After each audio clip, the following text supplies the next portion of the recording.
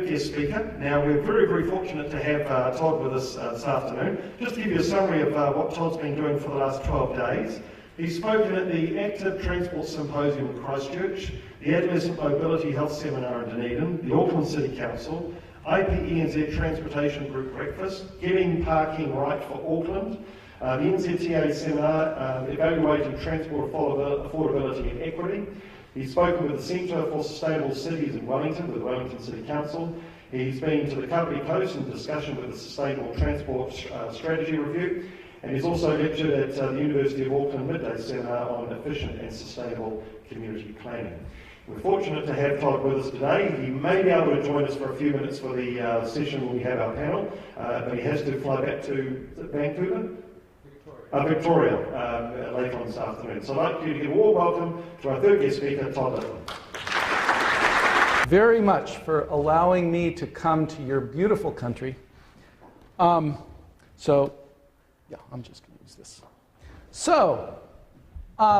I very much appreciate being here. I'm going to talk about livability. Let me start off by providing my greetings from my city of Victoria, British Columbia.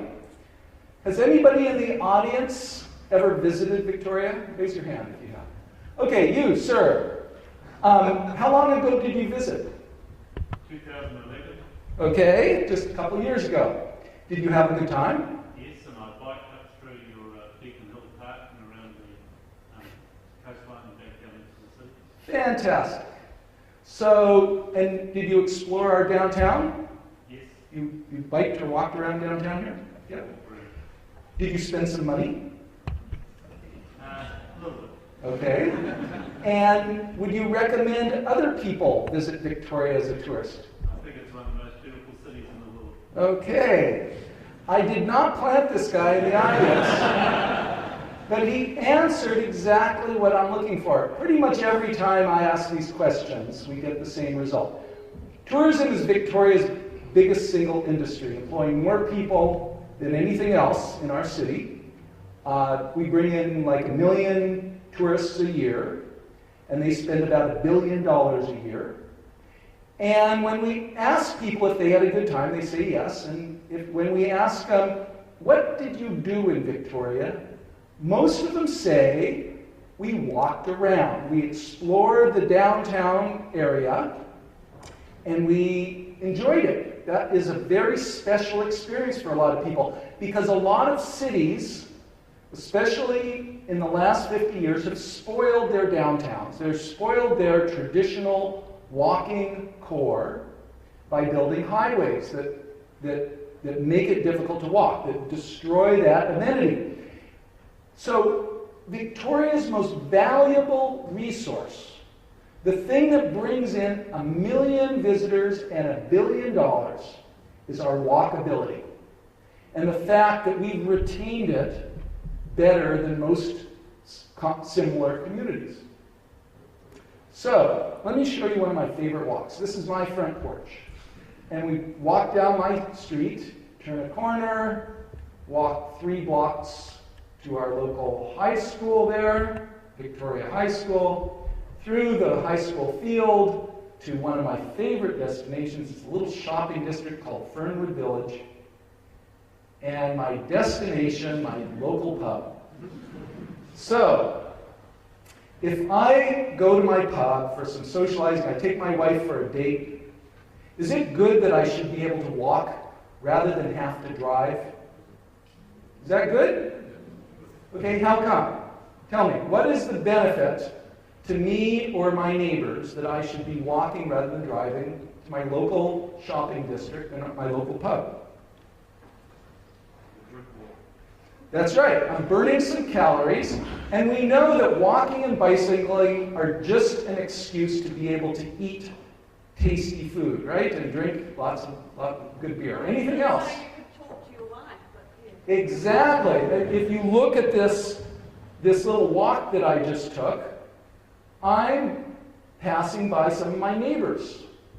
You could call that community cohesion. That's the fancy name for it. And it means that people are getting to know their neighbors, or in my case, my wife, when I'm walking down the street. Anything else?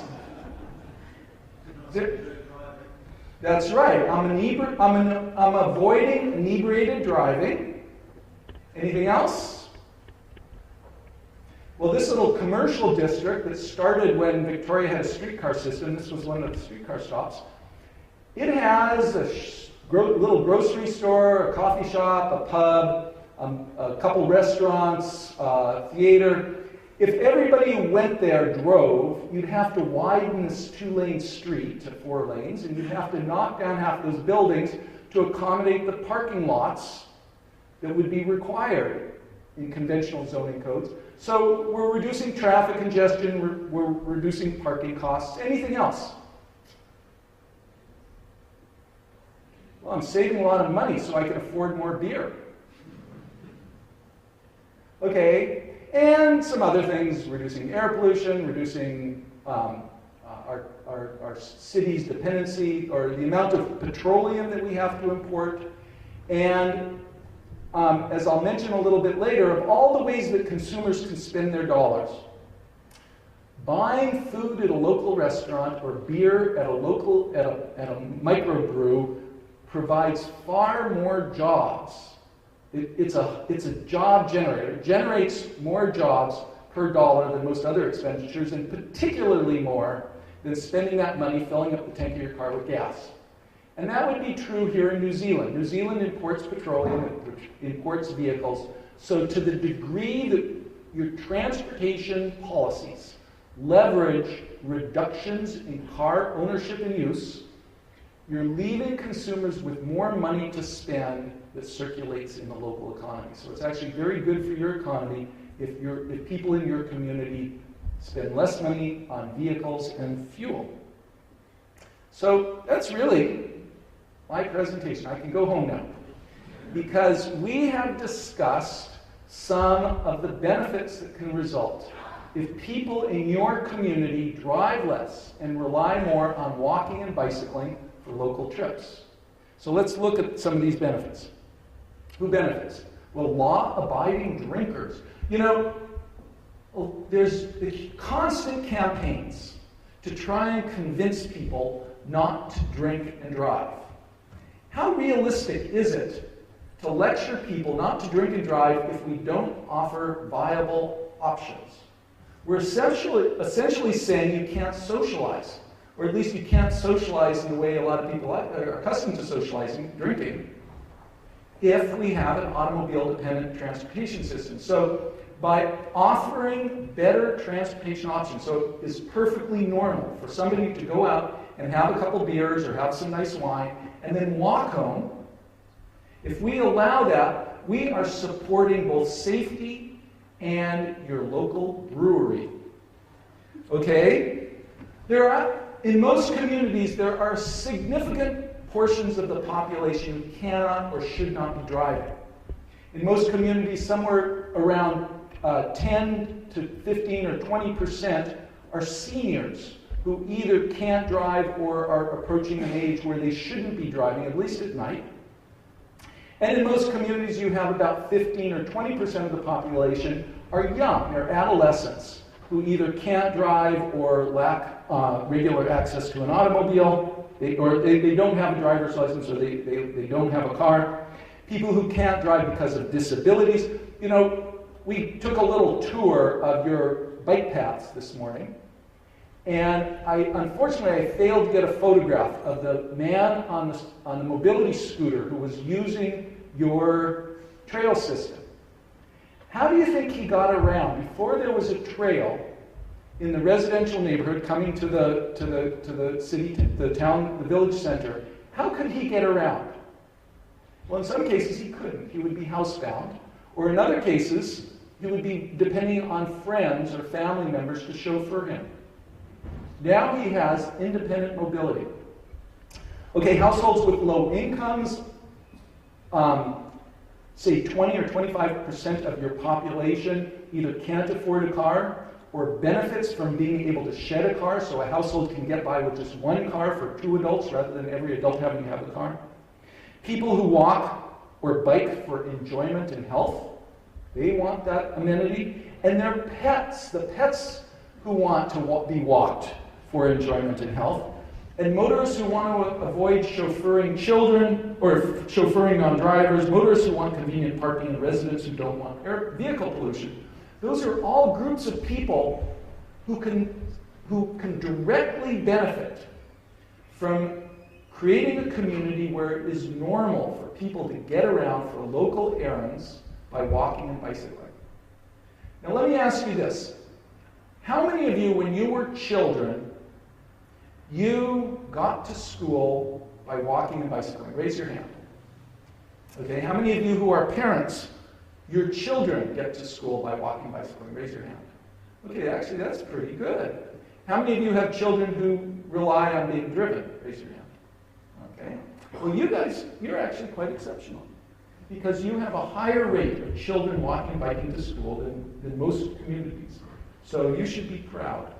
In most communities, very few children are getting to school under their own power. Now that's an issue in itself, and it's an indicator of an even larger issue. It means that children can't get around. How many of you pay extra for the free-range eggs when you're at the grocery store? Okay. How many of us would be willing to pay extra for free-range children who can get around on their own? There's actually, I think, an even greater imperative for making sure our children are free-range. Now, I don't want to dismiss the very real barriers to some families or some children being able to get around on their own, having to do in part with demographics or the nature of the family, but a lot of it has to do with your community design. And in the last century, or no, the last 2 generations, we've gone from about 80% of children getting to school under their own power to about 20% in most communities. Now, it seems like, if I see this correctly, Hawke's Bay is actually doing better than 20%. Is that true? We're not typical, though. Yes, you're good. You're better than average. Okay, so something to be very proud of and something to demonstrate that you're a leader. Or are you saying that the people in this room are atypical? Okay, that's a good point. Okay, let me ask you this. Do children now have fewer feet than their grandparents? Is there a shortage of feet that is forcing us to chauffeur young people around? No. It's a combination of factors that in the past we didn't take seriously. We used to dismiss walking and bicycling as sort of incidental modes of transportation. And we would accommodate them when there was leftover money or leftover space on the road. But we would never, almost never, until very recently, for example, displace automobile parking in order to guarantee an on-street bike lane or a sidewalk. And that's actually what I'm going to be talking about, is the imperative of making sure that walking and bicycling are safe and convenient in a community, and being willing to give it a higher priority than motor vehicle travel and motor vehicle parking when necessary. By the way, this is our walk score map. This is a walk score heat map for that area that I just showed you the photos of. Do you have walk score mapping here? Yeah. So do you use it when you're, for example, do your real estate agents, when somebody's shopping around for a house, use walk score to identify the walkable neighborhood so home shoppers can take that into account? No. Okay? If you care about creating more, if you care about increasing walking and cycling in your community and getting people to exercise more and reducing traffic congestion and parking costs and gaining all these benefits, one of the most effective ways to intervening is to educate people when they're searching for a home, when they're renting or buying a house. At that moment, the very high direct benefits that they can capture if they choose to live in the more walkable neighborhood. And if we do a good job with that, we will start driving the real estate market